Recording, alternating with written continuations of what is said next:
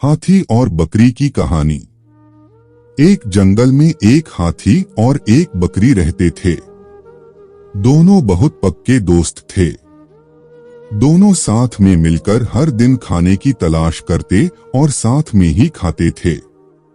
एक दिन दोनों खाने की तलाश में अपने जंगल से बहुत दूर निकल गए।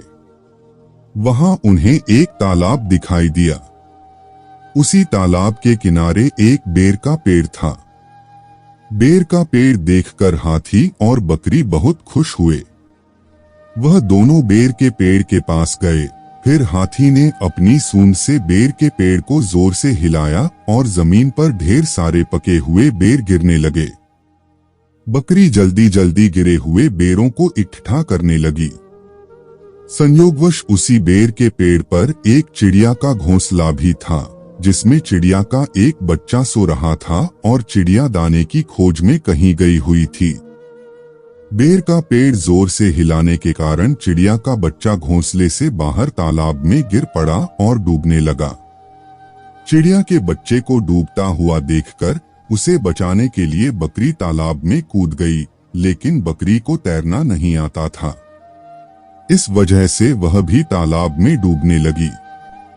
बकरी को डूबता हुआ देखकर हाथी भी तालाब में कूद गया और उसने चिड़िया के बच्चे और बकरी दोनों को डूबने से बचा लिया।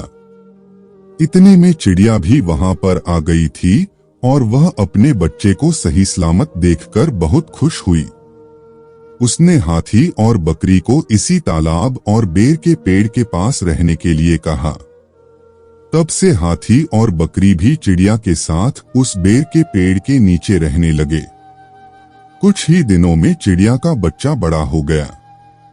चिड़िया अपने बच्चे के साथ जंगल में घूमकर आती थी और हाथी और बकरी को जंगल में किस पेड़ पर फल लगे हैं इसकी जानकारी देती थी। इस तरह हाथी, बकरी और चिड़िया मजे में रहते और खाते पीते थे। कहानी से सीख: हमें किसी का बुरा नहीं करना चाहिए।